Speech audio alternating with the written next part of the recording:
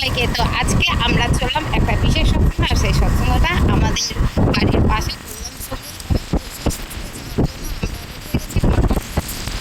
বাড়ির একদমই কাছে।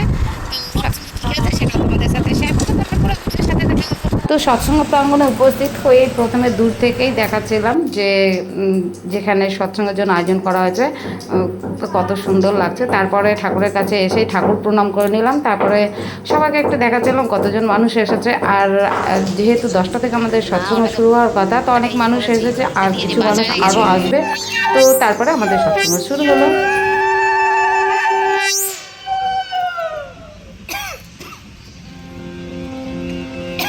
রাধা স্বামী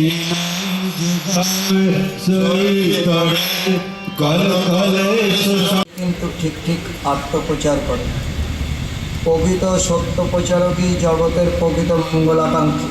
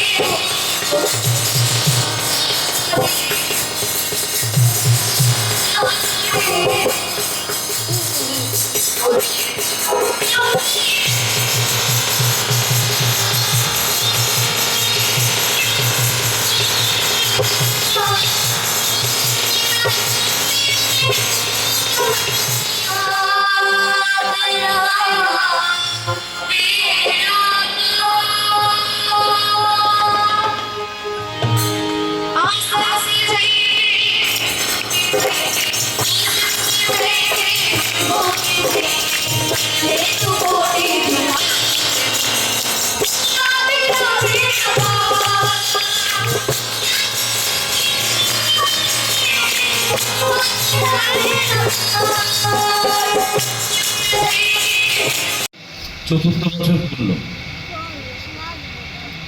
কিছুদিন আগে আপনারা জানেন পরম পূজ্যবাদ শ্রী শ্রী আচার্যদের সাবডিভিশন উৎসব চালু করলেন। আমাদের সৎসঙ্গ বিহার বীজপুর এবং নর্থ চব্বিশ পরগনা প্রায় 35টার উপরে মন্দির একত্রিত হয়ে বিশাল বড় উৎসব হয়ে গেল। তা এবার তার ইচ্ছা যে বড় বড় উৎসব হবে, এখন আর ছোটোখাটো কিছু হবে না। তা যাই হোক, তিনি সাবডিভিশন উৎসবে খুব খুশি হয়েছেন এবং আনন্দ।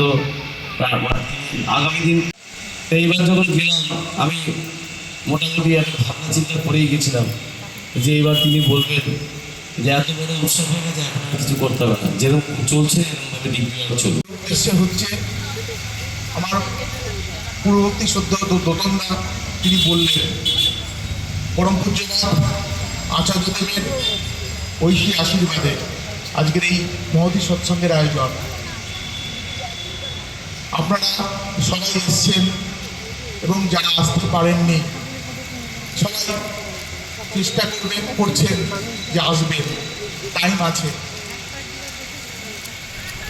এত সুন্দর সুন্দর গান কীর্তন আছে, আমরা প্রত্যেকে ঋণী যে পুরুষোত্তম লেটেস্ট প্রফেটকে আমরা পেয়েছি এই জীবনের কাছে কৃতজ্ঞ।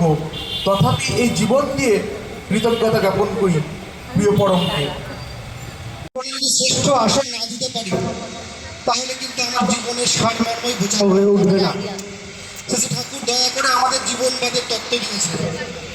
তিনি আমার জীবনটাকে কি করে উপভোগ করতে হয়, জীবনের শুরুতে কে ছিলেন, জীবনের শেষ প্রান্তে কে ছিলেন, তিনি দয়া করে সব আমাদের বুঝিয়ে দিয়েছেন। এবং আমরা চলতে চলতে ঠাকুরকে নিয়ে এদের জীবন কাটাতে কাটাতে বুঝতে পেরেছি ঠাকুর ছাড়া এই জীবন অন্ধকার। জীবনে ঠাকুর থাকলেই সব আছে, তিনি না থাকলে কিচ্ছু নাই। তাহলে এই জায়গাটা ধরে রাখতে গেলে পরম পূজ্যপাদ শ্রী আচার্যদেব বলেন, আমি খাচ্ছি আমার সঙ্গে ঠাকুরও খাচ্ছেন, আমি হাঁটছি আমার সঙ্গে ঠাকুরও হাঁটছেন, আমি শুতে গেলে আমার সঙ্গে ঠাকুর শুচ্ছেন, আমি যদি বাথরুমে যাই আমার সঙ্গে ঠাকুর যাচ্ছেন। প্রতি মুহূর্তে ঠাকুরকে এই অনুভবের মধ্যে রাখতে হবে, তবেই কিন্তু আমার এই জীবনটাকে আমি উপভোগ করতে পারবো, প্রতি মুহূর্তে আমি আনন্দ থাকতে পারবো। শ্রী ঠাকুর আনন্দ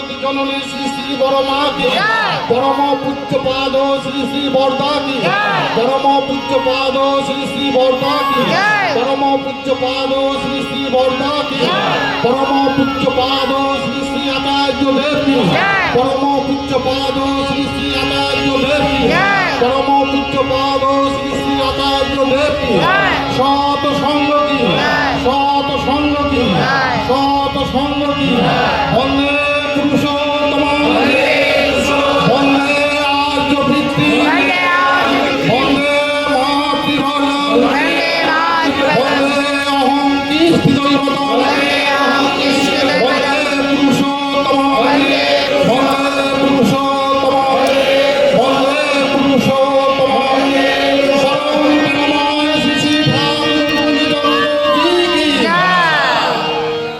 সৎসঙ্গের টাইম 10টা থেকে 12টা আচার্যদেবই নির্ধারণ করে দিয়েছিলেন, তো তাই সেই অনুযায়ী 12টা পর্যন্ত সৎসঙ্গ হয়েছে। তারপরে আমরা সবাই সৎসঙ্গ শেষ করলাম, তারপরে সব গুরু ভাইদের একটু দেখাচ্ছিলাম, তারপরে আমরা কিছুক্ষণ পরেই চলে আসলাম এখানে প্রসাদের যে ব্যবস্থা করা হয়েছিল সেই প্রসাদ নিতে চলে এসেছি। আর এখানে ডালিয়া প্রসাদই দেওয়া হয়েছিল। তো তারপরে আমরা 4টের সময় সমবেত হয়েছি মাতৃ সম্মেলনের উদ্দেশ্যে। এই যে সবাই মায়েরা বসে রয়েছে।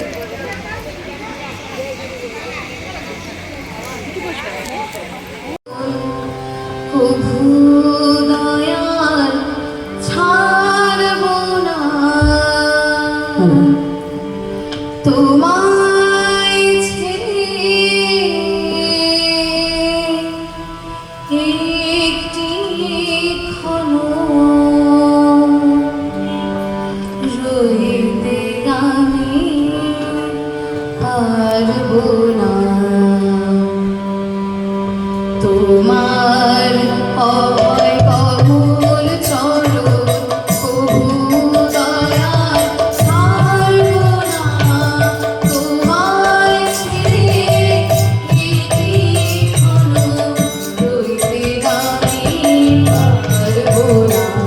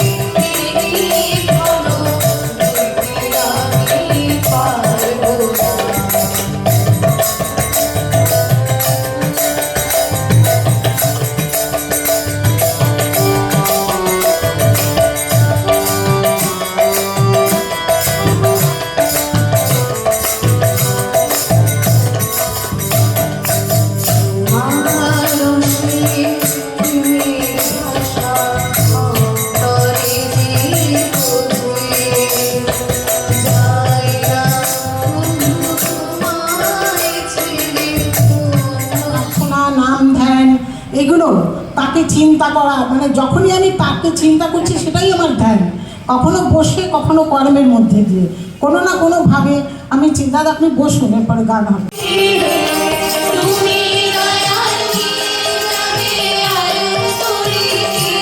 আমরা সবাই মিলে গাইব প্লিজ।